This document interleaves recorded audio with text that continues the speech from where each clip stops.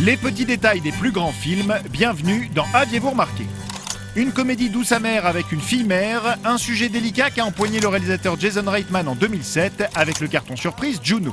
Un petit film devenu grand dont on vous propose les secrets et détails.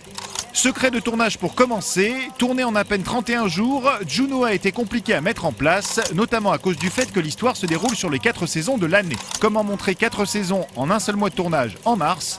Pas de souci, l'équipe tourna toutes les scènes d'hiver en priorité avec de la vraie neige tombée à Vancouver, car la fosse aurait coûté bien trop cher. Pour le reste, des retouches numériques sur les arbres et un bon paquet de feuilles mortes dispersées à l'image ont fini de parfaire l'illusion. Un casse-tête utile pour le réalisateur Jason Reitman, qui s'est servi des 4 saisons dans son film, comme une façon de montrer le déroulement de la grossesse de sa Juno. Malin.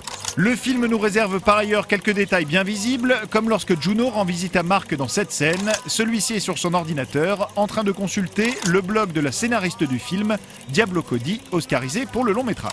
Une scénariste qui en a profité également pour mettre son propre téléphone hamburger à l'image dans la chambre de Juno ici, téléphone que l'on retrouve d'ailleurs plus tard également dans la chambre de Blicker, là au fond. Et pour finir, c'est encore son écriture que l'on peut lire ici sur ce livre. Avec un personnage principal mélomane, il est normal aussi que Juno recèle quelques petits détails musicaux. Les fans auront ainsi remarqué entre autres que Juno aime le groupe Bad Religion, comme le montre ce sticker dans son casier juste là, que Mark porte ici un t-shirt avec la pochette de l'album Super Unknown du groupe Soundgarden ici, ou encore que le professeur de Juno et Blicker n'est autre que le DJ Lucas McFadden, plus connu sous le nom de Cut Chemist, amusant quand on voit qu'il est prof de chimie, et petit détail d'ailleurs, son logo de DJ est visible juste derrière lui, dessiné sur le tableau. Autre petit détail partagé par le réalisateur qui a voulu donner plus de profondeur au personnage de Blicker joué par Michael Cera. Si on est attentif, on peut remarquer dans la chambre du personnage plusieurs détails comme un alphabet hébreu ou un certificat de bar mitzvah encadré qui témoigne de la confession juive du personnage.